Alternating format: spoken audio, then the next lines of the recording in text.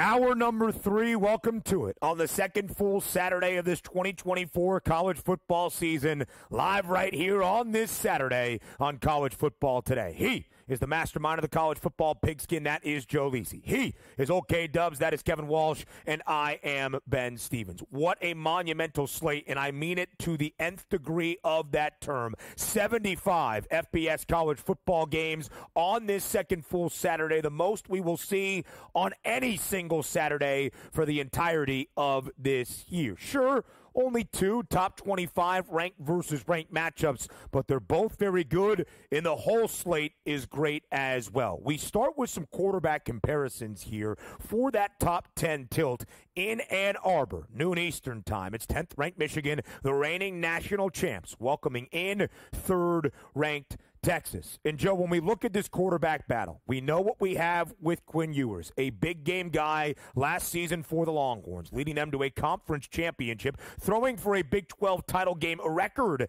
in that conference title tilt.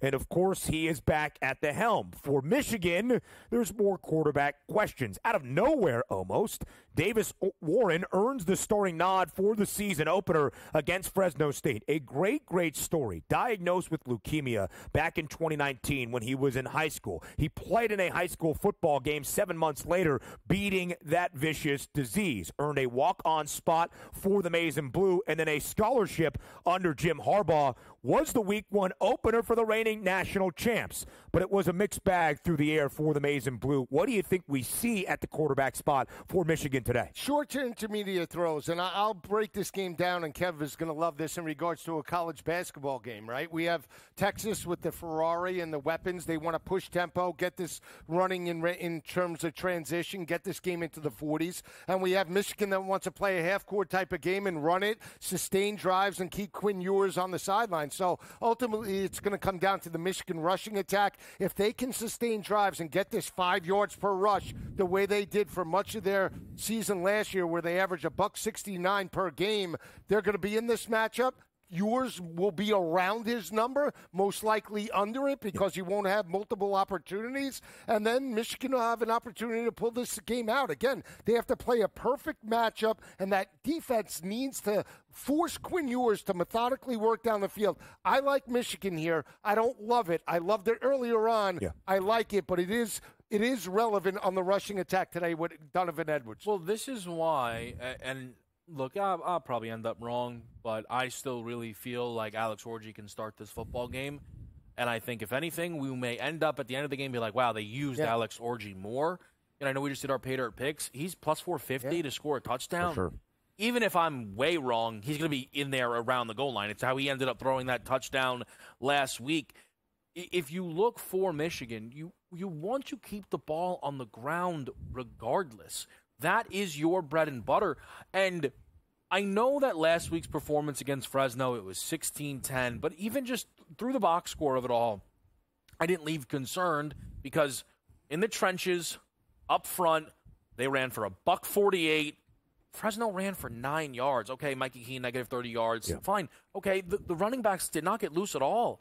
You're talking about averaging under 3 yards per carry. And again, you can sell me all you want on, it's a different level. I understand it's a different level. Same for Texas. Yeah. Colorado State is not Michigan football, man. Not even close to it. It's a finesse, throw it a bunch of times offense.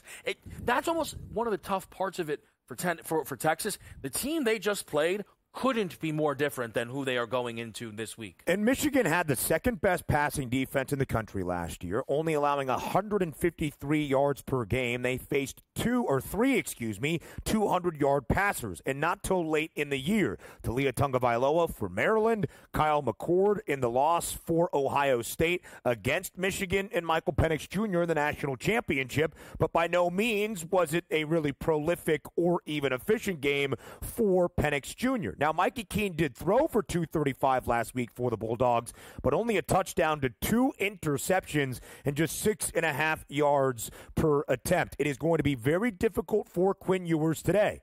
But in 5 games last year against ranked opponents, he threw for at least 317 yards in all 5, averaging 352 yards per game in that span. 10 touchdowns to only 4 INTs. And if you think going on the road to a top 10 team with a lot of pedigree is a lot for Quinn Ewers, look at what he did week 2 last year in Tuscaloosa against Alabama. 349 yards and 3 touchdowns. Turnover-free football out of Ewers. Davis Warren's passing yards prop, 145 and a hook, a number he was well under last week, only 118 yards, a touchdown, and an INT. Something that stands out, my final point here, Michigan's team total, 17.5, and the under has the heavy juice. We also mentioned that Michigan does not have a minus money touchdown scorer today for this game. Neither Donovan Edwards nor Kalel Mullings. It will be interesting to see how the quarterbacks, and if Alex Orji plays a lot in this game, how the ground attack looks for this Wolverines team against a Texas defense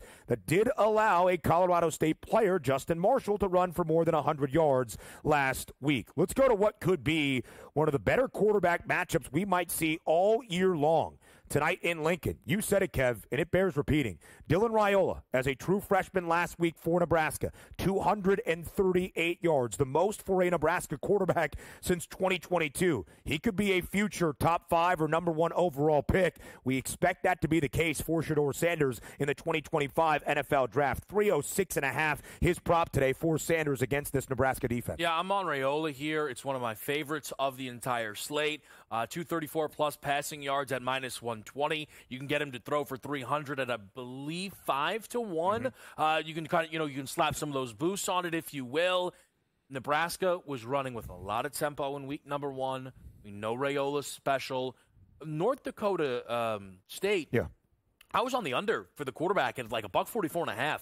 Not often a thrower like that. You got to take what the defense gives you, and the Colorado secondary was not giving up anywhere near enough resistance. So I think Raiola is going to throw it a ton in this football game, Joe, and I think he's going to have to because we know that Colorado is going to throw the football 40-some-odd times. Yeah, absolutely. Push tempo. Now, I'll root it in for you. I'm not taking this total in regards to Raiola. 234.5 seems light, but to Kev's point, Cam Miller threw for 250-plus and had great success in regards to the tight end game and dig routes over the middle. Those linebackers were very weak for Colorado against North Dakota State. They're going to be challenged today by Nebraska's wide receivers. I just think that Nebraska wants to go into this matchup running the football. So out of both quarterbacks, I lean to Shedeur because they want to push tempo on the road and get into a rhythm and force the game onto Dylan Raiola, playing with a deficit as opposed to a lead. So that's why I would out of both quarterbacks take Shedeur, but I'm not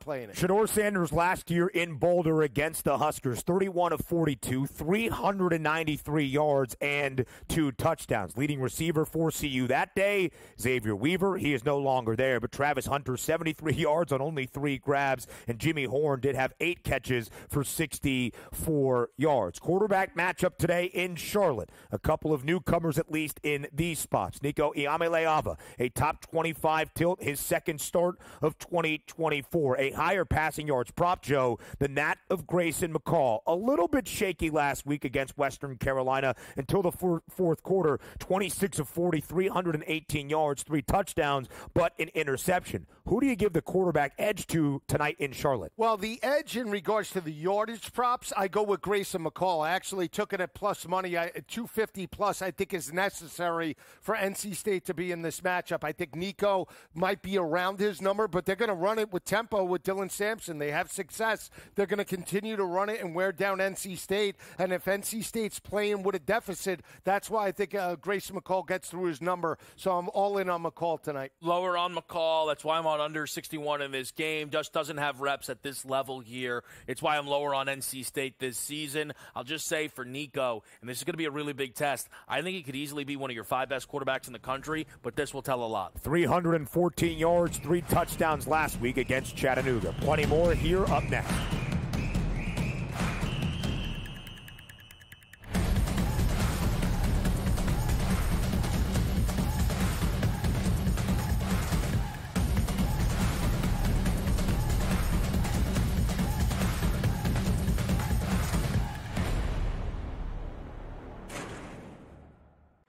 The Bostonian versus the book.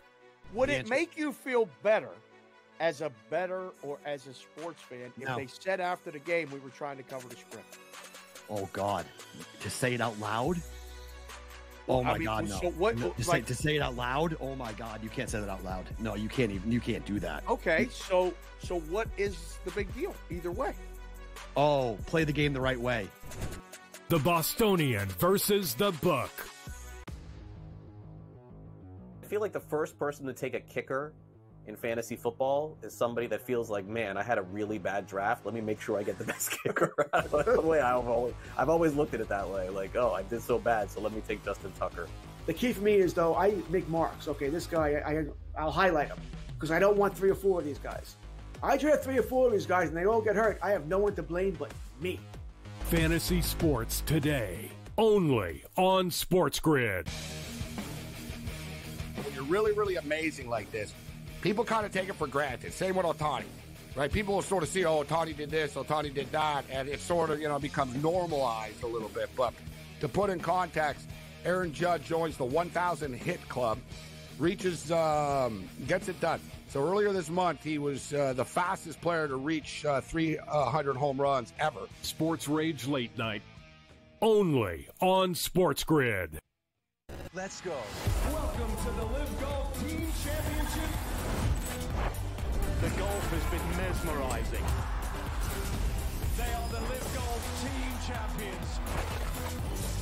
Team golf is back. Oh, yes! Are you ready? Let's go!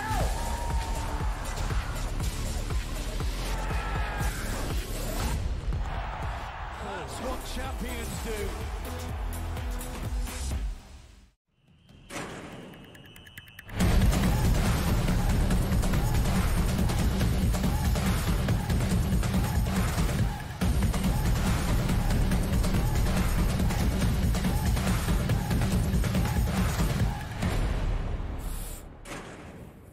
A quarterback spotlight for week number 2 into a wide receiver spotlight for week number 2 as well. If you did not see what happened late night in Tucson in week number 1, Arizona won 61-39 against New Mexico. Noah Fafita, the quarterback, throwing for more than 420 yards and 4 touchdowns. All 4 touchdowns into the welcoming arms of Teteroa McMillan, who had 10 grabs for 304 yards. That obviously a school record in 4 receiving scores, tying a school record. Lisi guy, T-Mac, as he is known in Tucson. Teteroa McMillan, now a 60-1 price to win the Heisman Trophy. He is the shortest non-quarterback, non-two-way extraordinaire in Travis Hunter, priced player to win a Heisman Trophy at that 60-1 price. Now Arizona at home this week against Northern Arizona, and the Wildcats are a hefty favorite. Game number 2 for Brent Brennan and Arizona this year. 35.5-point spread. 63.5 is the total. They gave up 39 against New Mexico last week. We reached the century mark. More points in store? Yeah, absolutely. If you watch that ball game like I did late night in Tucson, you saw Noah Fafita just chuck it on almost each and every play.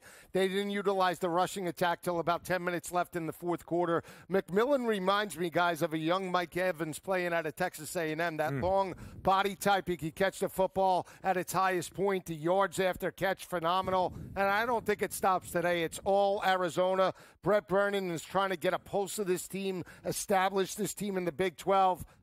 Points are plenty. I think a big night for Fafita and McMillan. They cover this number easy. Yeah, I'm interested to see if we end up getting the positional award markets back up. I know it's the Doak for running back, Bolitnikoff for wide receivers. Yeah. McMillan, I think, would obviously be the live favorite for such a thing. And look, one of the boosts for McMillan, not to downplay him, but it's how good Noah Fafita is. I think Noah Fafita could easily be, for some they won't think this, but I think he could be one of your 5 best quarterbacks in all of college football. I know I just said that for Nico. If you want it right now, no order. For me, Sanders, Beck, Milroe, Nico, Fafita. I know I'm missing some key names there. Those would be my top 5 guys at the quarterback position in the country. And that's why McMillan is always in such a good spot. This relationship with Fafita is magic. 40-1 the price on Noah Fafita, also getting shorter after week 1. Quaylee Conley, the running back for Arizona, followed Brent Brennan from San Jose State, 3 rushing scores. Ja'Cory Krosky merit over his rushing yards prop with 106 yards. Arizona did allow 211 yards on the ground to the Lobos and 39 points. A little bit of concern maybe defensively for the Cats, but a hefty favorite today against Northern Arizona. Now we focus on another big-name wide receiver that when the awards markets opened up, he was the favorite to win the Blitnikoff. That's Luther Burden. Last week for Missouri in their opener against FCS foe in Murray State, they win 51-zip. They cover as a 50.5-point favorite. We didn't see a lot of the offense. Brady Cook, 228 yards, a touchdown, only one, but into the arms of Luther Burden, who finished with 49 receiving yards. Last year, though, Kev, Luther Burden, 7 games with at least 96 receiving yards, 5 with 110 plus. Taking on a Buffalo team today as a 5-touchdown favorite. Buffalo last week beat Lafayette 30-13. As a 3.5-point favorite, they covered, but only a 3.5-point favorite against an FCS foe. I think Missouri runs it up today. I'm struggling here. We don't have props. I wanted to see what they would do with Burden here. Scored last week. Kind of, you knew they would get him at least one. But it's almost Missouri is going to be irrelevant on this show until October, and I think that almost speaks to why they are in your CFP. They are, yeah. It's Buffalo at home. It's Boston College at home. It's Vanderbilt at home. And then it's at A&M. And even then, we'll see where A&M sits now unranked here, Joe. Missouri, where are you big picture on Mizzou? Again, I think they're a very good team, a finesse team. But again, they beat Ohio State in regards to the bowl matchup. Yeah. What do you get out of this defense now that with Baker now calling the shots for LSU? That's what I want to see. They're not going to be really tested, to your point, Kev, to October 19th and 26th. They play Auburn and Alabama in back-to-back weeks. That'll be a telltale sign outside the A&M game. I think in this matchup with Buffalo, I'm inclined to take the points. I think Buffalo is a methodical offense.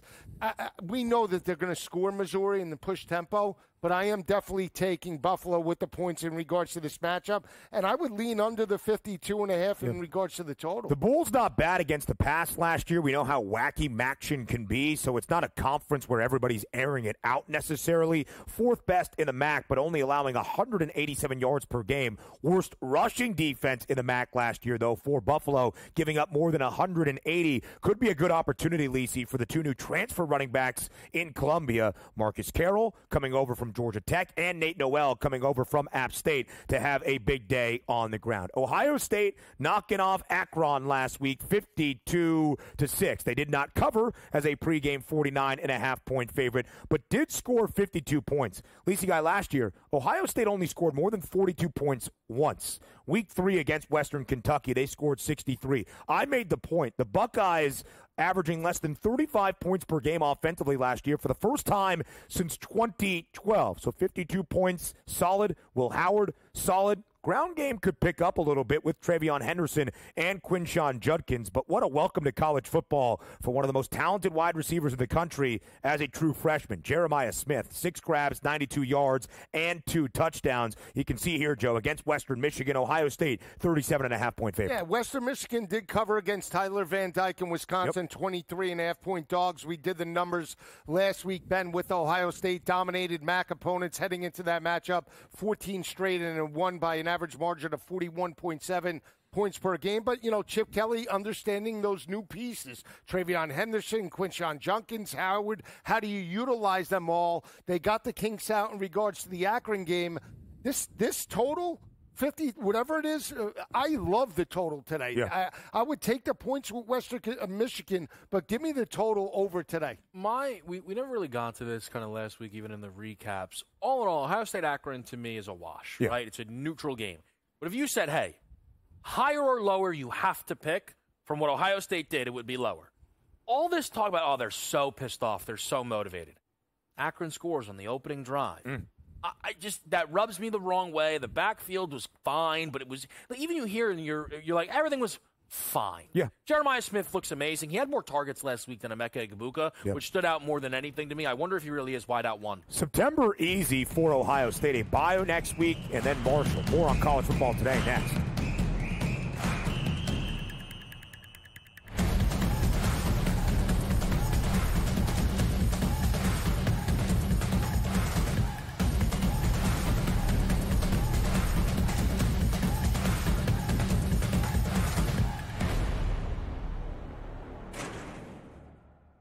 The Bostonian versus the Book. Would it make you feel better as a bettor or as a sports fan if they said after the game we were trying to cover the spread? Oh, God. To say it out loud? Oh, my God, no. So what, to say it out loud? Oh, my God. You can't say that out loud. No, you can't even. You can't do that. Okay, so what is the big deal either way? Oh, play the game the right way. The Bostonian versus the Book. I feel like the first person to take a kicker in fantasy football is somebody that feels like, man, I had a really bad draft. Let me make sure I get the best kicker. The way I've always looked at it that way. Like, oh, I did so bad, so let me take Justin Tucker. The key for me is, though, I make marks. Okay, this guy, I'll highlight him because I don't want 3 or 4 of these guys. I draft 3 or 4 of these guys and they all get hurt. I have no one to blame but me. Fantasy Sports Today, only on SportsGrid. When you're really, really amazing like this, people kind of take it for granted. Same with Ohtani, right? People will sort of see, oh, Ohtani did this, Ohtani did that, and it sort of, becomes normalized a little bit. But to put in context, Aaron Judge joins the 1,000 hit club, reaches, gets it done. So earlier this month, he was the fastest player to reach 300 home runs ever. Sports Rage Late Night, only on SportsGrid. Let's go. Welcome to the Live Golf Team Championship. The golf has been mesmerizing. They are the Live Golf Team champions. Team golf is back. Oh, yes! Are you ready? Let's go!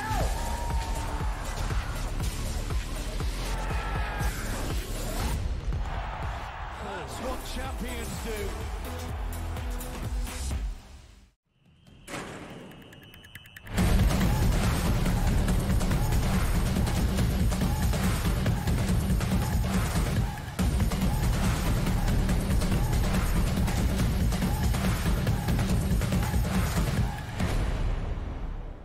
We ended out our last segment talking about Ohio State and taking on Western Michigan today at the Shoe in Columbus. The Buckeyes, an easy slate in September. This week, a 37.5-point favorite against the Broncos. A bye next week. Marshall at home. They end out the month against Michigan State. At least this week, we'll wait and see on Alabama and Georgia, at least from the odds. Not so sure, Kev, it's as easy as a game for Bama today in Tuscaloosa as the odds might predict. 30.5 is the spread in favor of the Crimson Tide against South Florida. 64.5 is the total. Last year, Alabama took the trip to USF, and the Bulls hung tough. It was a 17-3 game. South Florida easily covering as a 30-point dog in that one. What do you make of this Week 2 slate between South Florida and Alabama? We're going to do this one final time.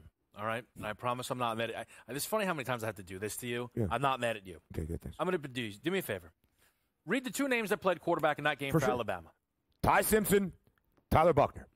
All of the hammers out there last year that when they were trying to get Alabama out of the playoff and kept talking about the USF game, you were just embarrassing yourself. That's the reality. And what you're going to do is you're going to show up to the window today and you're going to bet South Florida based on a game that you didn't watch last year, you didn't bet last year, and you didn't know what you were talking about. That's the reality of it. If anything, this should be a mega statement game for Jalen Milroe to not just South Florida, but to Nick Saban. And I know he loves Saban, but what Saban did last year was a disgrace going to South Florida and benching that kid. If anything, it cut off his Heisman chances. He could have ran it up there fourth quarter, been throwing 5-6 touchdowns against this garbage team. 31's the number. Bama scores whatever they want. They just might not want to because we saw that last week. They would get to the 60s by accident because Kalen DeBoer has this group rip, roaring, and rocking with the best deep passer in all of college football. Set a market to lead the country in yards per attempt. Minus 600, minus 1,000 on Jalen Milroe. 22.8 yards per attempt. Week number 1, Joe. Oh, brother, I'm drinking the I thought you were still going. No, I decided drinking to cut the it Kool-Aid. I guess I was one of those hammers. You were, because actually. I did take USF plus the 32.5. I might take them plus 30.5 in regards to this matchup. Will Alabama win? Most likely, but Joyner and the running back for USF and Byron Brown could break it and put pressure on Alabama's defense, and that was with the mastermind Nick Saban.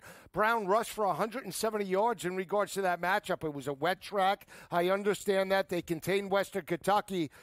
But I'm going to take the 30.5. I think this game trends to the under because of the ability to run the football, and that is the main concern, not the offensive side of the ball for Kalen DeBoer. Can we see that success on the defensive side of the ball that Nick Saban had each and every season? There are some that are optimistic by South Florida because of where they are in the American. And Alex Golesh, now entering his second year as the head coach at South Florida of the Bulls, comes over with an offensive mind under Josh Heupel, was the former OC at Tennessee. Byron Brown, the quarterback for USF. I'm going over 28.5 rushing yards for him. He had 23 carries last year against Alabama for 92 yards, only 87 through the air and an INT. Last week against Bethune-Cookman, 152 yards only, but 74 on the ground. Alabama's going to run it up today. I would not bet South Florida covering this number. I do look at Brown over 28.5. Jalen Milroe, 9 attempts last week for 200 yards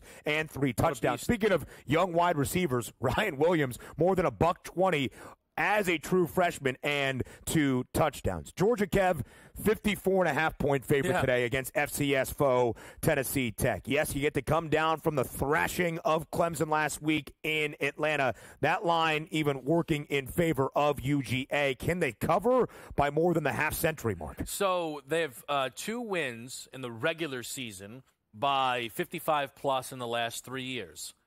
Vanderbilt 55-0, Vanderbilt 62-0. Shout out to Commodores. They only have 4 total wins of 50-plus in the last 3 years. Little quick trivia, do you know the other 2? Oh, TCU, Florida State. Well done. There you go. There you go. National Championship Orange Bowl. He had a little extra time to prepare. I heard it while it was taking a break. Oh, all right. But, yeah, so listen. I'm on Tennessee Tech here. Trent says that this is going to be 45-3 Georgia. Probably. They'll grind it out. They play down to the level of competition in regards to MAC opponents that they've had in their building. I think it's a big day, though, for Carson Beck. He started slow last week, got going in the second half, looked for a big first-half performance. Last year, Georgia was only 1-3-1 against the number in non-conference play, and that one cover was against Florida State in the Orange Bowl. Tennessee Tech did cover last week against Middle Tennessee. Your guy, Jordan Potts, 256 and 3 touchdowns, only lost by a score. They were a 24-point underdog. Our betting cards for Week 2 next.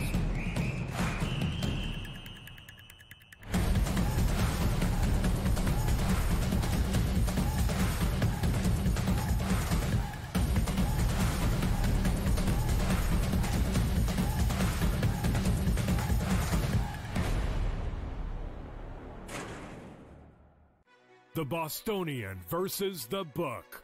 Would it make you feel better as a bettor or as a sports fan if they said after the game we were trying to cover the spread? Oh, God. To say it out loud? Oh, my God, no. So what, to say it out loud? Oh, my God. You can't say that out loud. No, you can't even. You can't do that. Okay, so what is the big deal either way? Oh, play the game the right way. The Bostonian versus the book. I feel like the first person to take a kicker in fantasy football is somebody that feels like, man, I had a really bad draft. Let me make sure I get the best kicker. The way I've always looked at it that way. Like, oh, I did so bad, so let me take Justin Tucker. The key for me is, though, I make marks. Okay, this guy, I'll highlight him because I don't want 3 or 4 of these guys. I draft 3 or 4 of these guys and they all get hurt. I have no one to blame but me. Fantasy Sports Today, only on SportsGrid. When you're really, really amazing like this, people kind of take it for granted. Same with Ohtani, right? People will sort of see, oh, Ohtani did this, Ohtani did that, and it sort of, becomes normalized a little bit. But to put in context, Aaron Judge joins the 1,000 hit club, reaches, gets it done. So earlier this month, he was the fastest player to reach 300 home runs ever. Sports Rage Late Night, only on SportsGrid. Let's go. Welcome to the Live Golf Team Championship. The golf has been mesmerizing. They are the Live Golf Team champions. Team golf is back. Oh, yes! Are you ready? Let's go!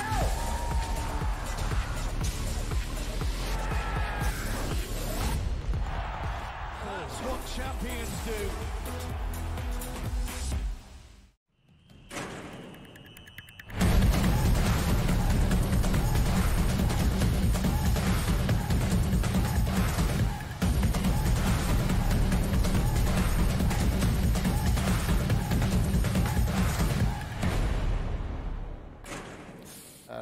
Week number 2 is less than a half hour away from starting in this 2024 college football season. It is time now for our weekend number 2 betting cards here live on College Football Today. The mastermind is over there, and what a beautiful mind it is. A fun place to be. We are going to run through our betting cards. We're going to give some reactions. And, Lisi, because you have a bunch of plays in that noon Eastern time window, fire a few off. Let me just say, I love doing the show, and I love the board today. I'm either going to get smashed or we're going to go out party overs all around. So let's start at 12 o'clock. Oklahoma State 19-2 straight up over the past 3 seasons at home. They're facing a very physical Arkansas team. This line was 8.5, went down to 7. 8.5, went down to 7. That is the only way I believe Michigan can cover this number. I altered them from 70 to 110 plus in regards to that matchup. What was the play on Donovan Edwards in the national championship game that led you screaming throughout these studios? Hemby. His number in that game was 28.5 rushing. I altered him from 50 to 100 and then had him for 10-1 for 2 tutties. I don't have the touchdowns today. A big play that hit in a big way. Going against Penn State, 18-4-1 against the spread in the last 2 years. Booked as a favored side. The only team in the country better than an 80% cover percentage. Yeah, well, a lot of mushers liked West Virginia last week. A lot of them. So I was on Penn State. Right. He was part of the card. I like Penn State, too. Yeah. We were brothers in arms, so it wasn't a best bet. Gotcha. But I like Penn State. Everybody bet West Virginia. Yeah. They're very impressed with Penn State. Oh, they got to smash Bowling Green. And that is the perception, the over-perception in regards to this line opened up at 29.5, 30. It's up 4 points from the opening number on Sunday night. It's the way Franklin rolls these bad teams, though, and I think everybody kind of knows what that is. I'll get my noon picks on the board as well because we know these games are coming up. Michigan plus 7.5 is my absolute favorite side. That number's gone. There's only 1.7 left in the market. There's basically 6.5s out there. Yeah. I would have been on Michigan at anything above 4, most likely in this game. Here's the thing. I believe Michigan will win this football game. Michigan is at home. I trust Sharon Moore. I trust their ability to run the ball. I think they are better up front against Texas. Their offensive line is better. Their defensive line is better. That's how I think they win this game. But forget the money line for a minute, right? As far as if you can get a touchdown, take those 6.5s, get them up to the flat 7. I think Michigan runs the football so much today that it'll be next to impossible for Texas to create that necessary separation here. I am all about the Wolverines. The only other pick I have at noon for you, it's Katron Allen in that Penn State game, bounce back spot. Yeah.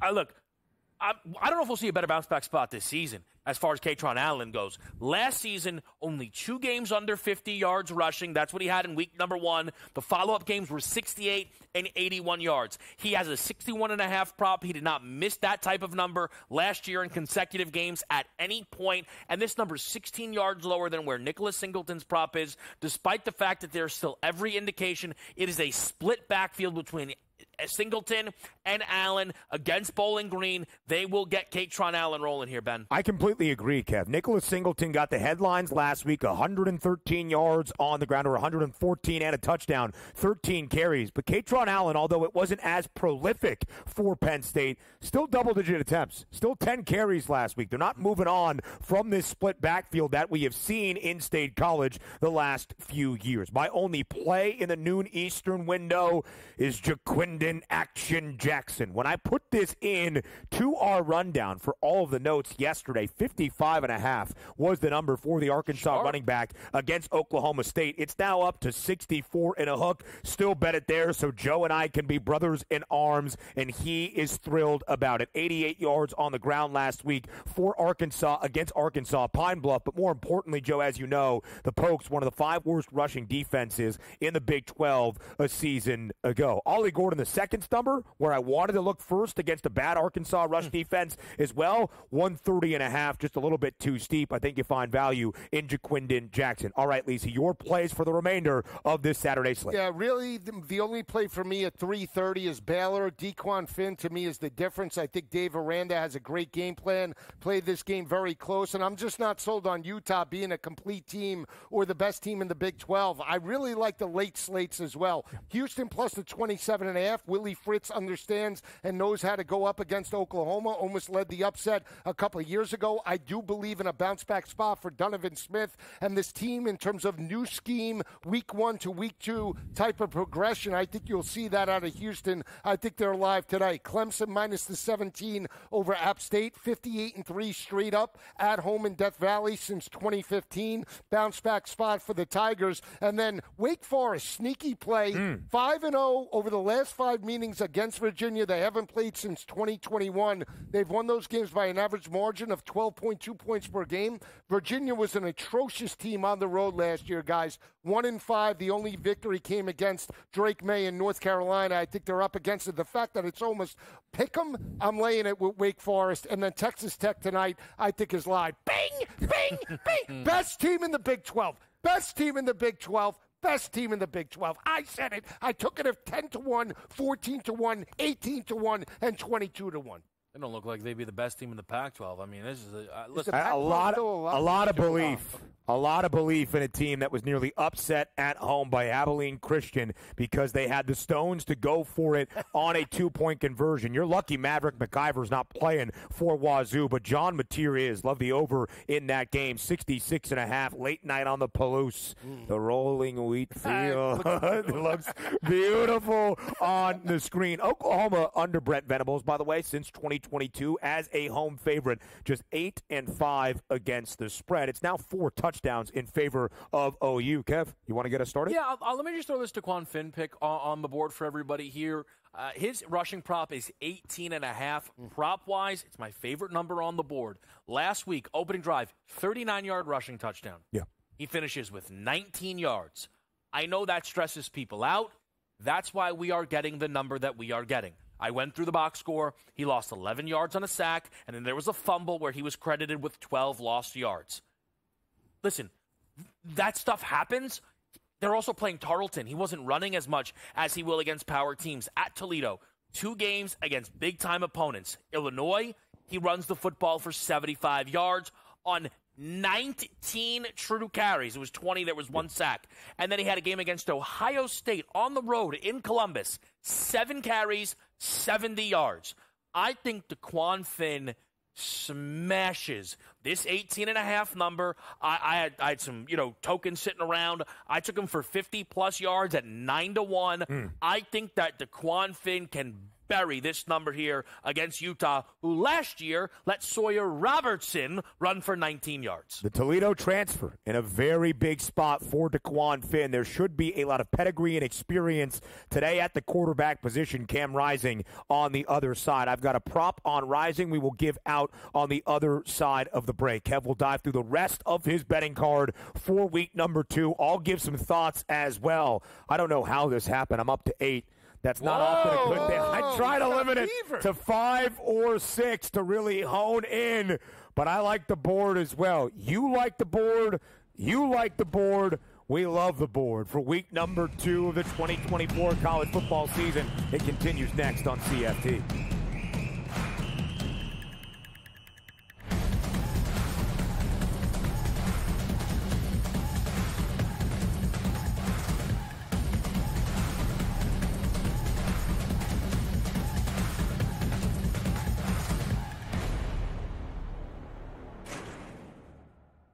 The Bostonian versus the book. Would it make you feel better as a bettor or as a sports fan if they said after the game we were trying to cover the spread? Oh, God. To say it out loud?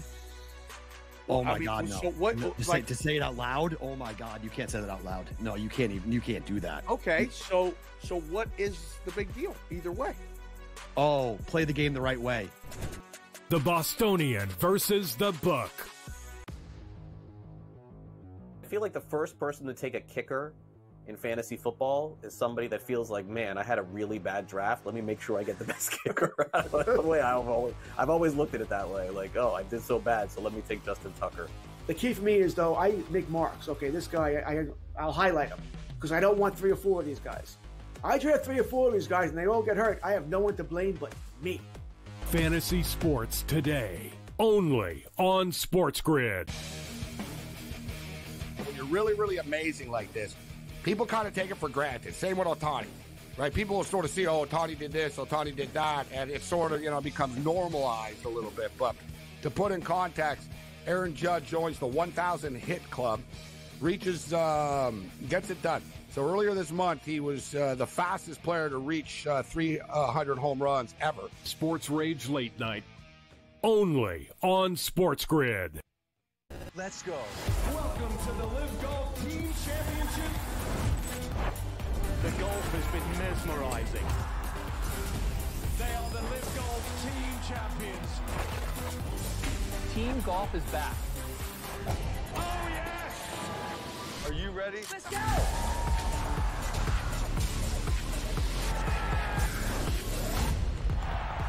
That's what champions do.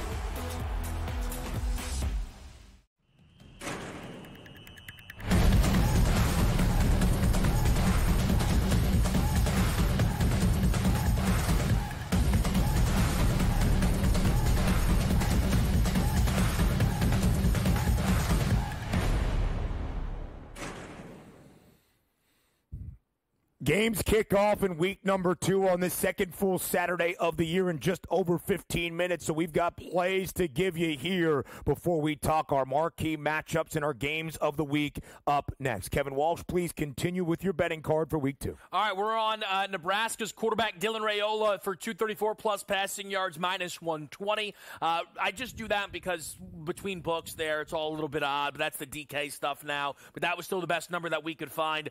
I think he smashes through it anyway. 250-plus for me is a floor for Raiola in this game. I think he can put up 300. Last week, they ran fast is what we saw from Nebraska. You could conservatively expect this team to have about 70 plays in this game. I think it could push closer to 75, 80. And if Raiola can keep his efficiency about him today, 8 yards per pass, which against Colorado, considering they gave up over 12 yards last week to the Bison, we're talking about 285, 295 simply there in a back-and-forth battle. Raiola has the juice. He clears that 234-plus passing number there with some ease. Tennessee under in their matchup with NC State for me at 61. Grayson McCall, one game against power competition. It was UCLA last year, scored 13 points with Coastal. Their team total was 24.5. Tennessee is going to be a different level of competition than he has ever seen in his life.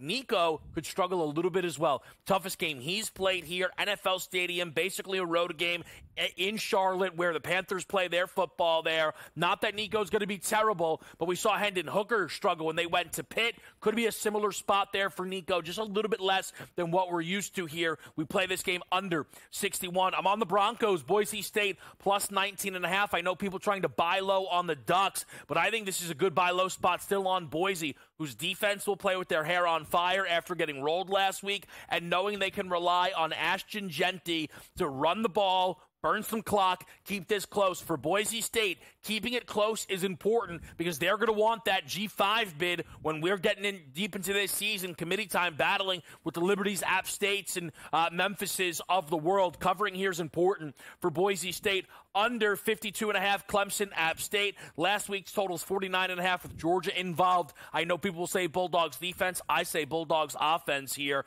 I think this total should not be higher than that number. I don't buy Clemson's offense bouncing back. I do buy their defense being legit and giving Joey Aguiar a lot to handle on the road here in this game. Tennessee Tech, speaking of Georgia, plus 54.5.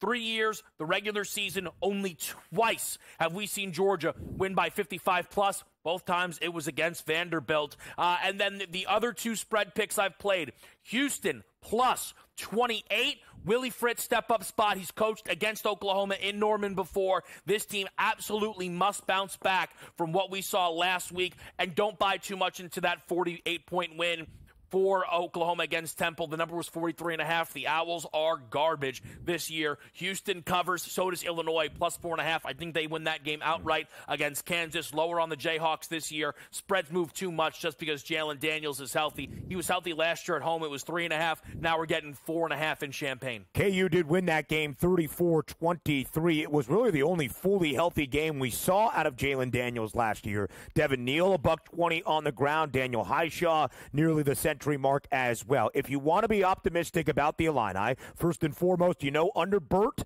that's Brett Bielema since he became the head coach in Champaign. 12-8 against the spread as a dog since 2021. And last week, yes, Eastern Illinois, I understand, but did shut out the Panthers 45-zip. Last year, Illinois had the third worst scoring defense in the Big Ten, giving up more than 29 points per game. 2 years ago, when they were a darn good football team and ranked at one point in 2022, the best defense in the country from a scoring perspective, only allowing 12.3 points per game. You want to talk defense? Your focus should be Iowa City. Iowa, in the Cy-Hawk Trophy game, laying 3 points. 3 could be key in a game that features 35.5, but I think the Hawkeyes are the far better team. I think the offense actually does well against an Iowa State team now missing one of its keyest pieces on the defensive side of the football in Caleb Bacon. More than 60 tackles last year for the Clones, second most for this team. I think Iowa has the offense and the defense to contain Iowa State. They'll get a test from Rocco Becht and his two best playmakers on the outside. Jalen Knoll had 135 yards and a touchdown last week. Jaden Higgins under 100 against North Dakota, but still a touchdown. Weird thing in that game, North Dakota had much more time of possession, nearly doubling up Iowa State, 38 minutes to only 22 Clones. That's why it was closer than expected, a 21-3 win for Iowa State. And then for the sake of history, we must go under 35.5. It is the second lowest total in the history of the Cy-Hawk Trophy game. Only last year had a lower over-under at 34.5, and it stayed under. 5 consecutive unders in the Cy-Hawk game. Late night tonight in Eugene. Boise State and Oregon over 60.5. Number is up by 1 to 61 and a hook. You look at what Boise State did last week. I think they'll be able to score against the Ducks, Kev, to keep this game within 3 touchdowns. But I will say this. They gave up a lot of yardage through the air to Georgia Southern, and they allowed a lot of points to the Eagles. A big day offensively for Oregon. We go over 60.5. I gave you Byron Brown earlier, over 28.5 rushing yards. Last year against Bama, 92 on the ground, carried it 23 times. Last week in the opener against Bethune-Cookman, threw for not all that many, but ran for 74. As long as Alabama doesn't sack him like 6-7 times today, I think he goes over 28.5. The number just a little bit too low. Let's go Cam Rising, betting this one on principle as well. It's up by 10 yards, 213.5 against Baylor. The Bears weren't a bad passing defense, top 5 in the Big 12 last year, but 213.5 for Rising. Played 5 possessions only last week against Southern Utah, threw 5 touchdown passes on all threw a touchdown pass on all 5 drives, I should say, more than 250 yards. Did not play in 2023. In 2022, in 12 games, over this number that is low 8 times. I gave you Jaquindon Jackson, Emmett Johnson, over 38.5 rushing yards against Colorado. On some books, they'll list Ramir Johnson as the running back for Nebraska. For me, it's Emmett Johnson, listed as the starter week 1. He was the leading rusher last week for the Cornhuskers. I think they take advantage of a Colorado defense that still allowed more than 150 yards last week to North Dakota State, over 38.5. And my favorite of the day, Caden Robinson, the top target for Joey Aguilar and App State, 52.5 for a guy that broke through the century mark last week. Our games of the week and the picks you need to know up next.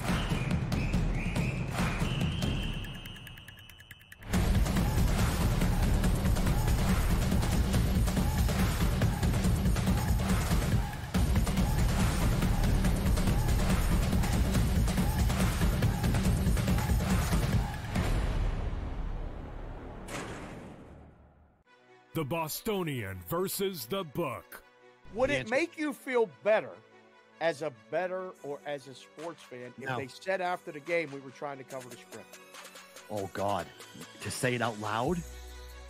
Oh, my God, no. So what, to say it out loud? Oh, my God. You can't say that out loud. No, you can't even. You can't do that. Okay, so what is the big deal either way? Oh, play the game the right way. The Bostonian versus the Book. I feel like the first person to take a kicker in fantasy football is somebody that feels like, man, I had a really bad draft. Let me make sure I get the best kicker. The way I've always looked at it that way. Like, oh, I did so bad, so let me take Justin Tucker. The key for me is, though, I make marks. Okay, this guy, I'll highlight him because I don't want 3 or 4 of these guys. I draft 3 or 4 of these guys and they all get hurt. I have no one to blame but me. Fantasy sports today, only on SportsGrid. When you're really, really amazing like this, people kind of take it for granted. Same with Ohtani, right? People will sort of see, oh, Ohtani did this, Ohtani did that, and it sort of, becomes normalized a little bit. But to put in context, Aaron Judge joins the 1,000 hit club, reaches, gets it done. So earlier this month, he was the fastest player to reach 300 home runs ever. Sports Rage Late Night, only on SportsGrid. Let's go. Welcome to the Live Golf Team Championship. The golf has been mesmerizing. They are the Live Golf Team Champions. Team golf is back. Oh, yes! Are you ready? Let's go!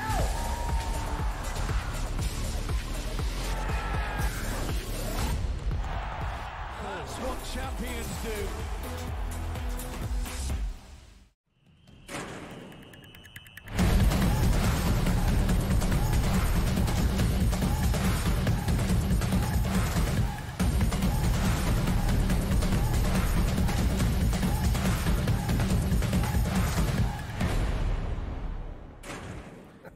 75. You heard that right. 75 FBS college football games on this second full Saturday of the 2024 season. The most we will have in a single Saturday all year long. In the first set of games, they kick at noon Eastern time in just about 5 minutes. So before we go live right here on this Saturday on SportsGrid on College Football Today, our focus are 3 games of the week. Right at noon Eastern time, inside the Big House in Ann Arbor, a top 10 tilt. 10th-ranked Michigan, the reigning national title winners, host 3rd-ranked Texas. 6.5-point spread, Kev, in favor of the Longhorns. This number moving a little bit. Our total down to 41.5 as well. You see the number. It is ballooned past a touchdown, now slightly under that key number of a TD. What are your final thoughts? Michigan plus 7.5 is my favorite side on this slate. It's down to 6.5 at this point. Let's be honest here. I believe they win this football game, so any number's good. You can play that money line here. I believe in the Wolverines. If you want props and all that, I'm on the Wolverines. Careful on the Warren because I think Orji could end up playing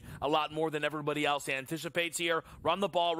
Sharon Moore, take us home. Run the ball. Well, to Kevin's point, the numbers suggest Michigan as well. 23-game home winning streak, 12-0 over the past couple of seasons. Every time they pound the rock for over 200. Last year they won by 23.8 points per game on Edwards. Over 70-plus today. I know you're looking at Donovan Edwards. I would keep an eye on Kalel Mullings as well. 92 yards on the ground last week for the Maize and Blue. Would not be surprised to see more Alex Orji today than Davis Warren. It is key around this number. I bet Michigan bright and early this morning at plus 7.5 because it's hard to cover by more than a touchdown when the total is only 41 and a hook. A huge matchup. Just the second ever meeting. They met back in the 05 Rose Bowl. These two proud programs. Michigan as a dog the last 3 years, 3-1 straight up and against the number. The only non-cover against Georgia in the college football playoff back in 2021. Now let's go to the nighttime hours in prime time. Under the lights in Lincoln, Nebraska. It's the Cornhuskers taking on the Buffaloes of Colorado. Joe, the 73rd all-time meeting between these two programs. They met every year from 1948 until 2010. They have renewed the rivalry recently. Since 2018, 3 matchups. Colorado has won all 3, but nearly a touchdown underdog in Lincoln tonight. I'm going to lean to Nebraska. I like it, don't love it. Comes down to the interior line play. They rush for over 4 yards per carry. I think it continues tonight. And the other factor as well is how Colorado gave up 157 rushing yards to North Dakota State. Very physical offensive line. They're going to see it again today. But Nebraska needs to play a perfect game to win later tonight. Yeah, for me, I would look towards Colorado on the side here. Underdogs are dominant in any game Dion coaches at the FBS level because Colorado struggles to cover numbers, but their offense is so explosive it's hard to separate from them. But I'm on Dylan Raiola here, 234-plus passing yards. I think he smashes through this number. It's a breakout game for the youngster going up against what I think is a future number 1 overall pick if quarterback comes off the board first, and a potential future number 1 overall pick. The Buffs last year 6-2 against the spread as an underdog in year 1 of the prime era, but only the TCU upset to open up the season was an outright victory. Nebraska not great as a favorite under Matt Rule Rule in year one, just 1-4 against the number. This is expected to be that one-score game in Lincoln. Last year under Matt Rule, just 1-5. Last 3 years, Nebraska 3-18. Tonight, they snapped the Cornhuskers curse. Nebraska wins big in Lincoln, in my estimation. We go to our final ranked versus ranked matchup on this week 2 Saturday. A top 25 tilt in Charlotte. Nearly a double-digit spread in favor of the Volunteers. Kev, neutral site, but not far from Raleigh. 24th ranked NC State should feel at home against 14th ranked Tennessee. How do you like this game? Yeah, neutral site's a fair point. It's kind of like when Texas A&M plays where Jerry World. Yeah. They're home, right? It's Georgia and all their neutral site games in Atlanta.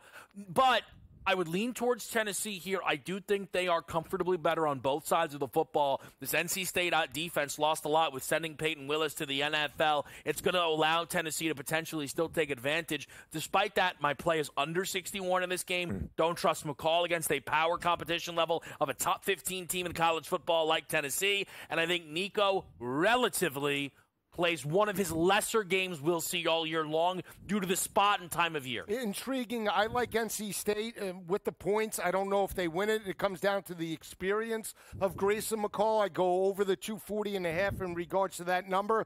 14-5 straight up at home in Raleigh. I know it's in Charlotte, but that to me is the difference for Dave Doran over the past few seasons. The Wolfpack the last 3 years, 8-7 against the spread in that same time span. Tennessee 20-9 against the number as a favorite. 6th best cover percentage nationally in the last 3 years plus of college football. Kevin Walsh, Joe Lisi, Ben Stevens. That does it for college football today. Week 2 starts right now.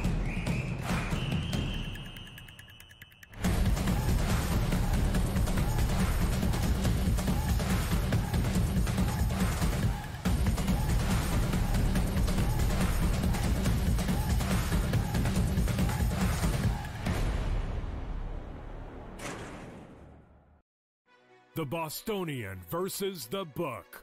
Would it make you feel better as a bettor or as a sports fan if they said after the game we were trying to cover the spread? Oh, God. To say it out loud? Oh, my God, no. So what, to say it out loud? Oh, my God. You can't say that out loud. No, you can't even. You can't do that. Okay, so what is the big deal either way? Oh, play the game the right way. The Bostonian versus the Book. I feel like the first person to take a kicker in fantasy football is somebody that feels like, man, I had a really bad draft. Let me make sure I get the best kicker. The way I've always looked at it that way. Like, oh, I did so bad, so let me take Justin Tucker. The key for me is, though, I make marks. Okay, this guy, I'll highlight him because I don't want 3 or 4 of these guys. I draft 3 or 4 of these guys and they all get hurt. I have no one to blame but me. Fantasy Sports Today, only on SportsGrid. When you're really, really amazing like this, people kind of take it for granted. Same with Ohtani, right? People will sort of see, oh, Ohtani did this, Ohtani did that, and it sort of, becomes normalized a little bit. But to put in context, Aaron Judge joins the 1,000 hit club, reaches, gets it done. So earlier this month, he was the fastest player to reach 300 home runs ever. Sports Rage Late Night, only on SportsGrid. Let's go. Welcome to the Live Golf Team Championship. The golf has been mesmerizing. They are the Live Golf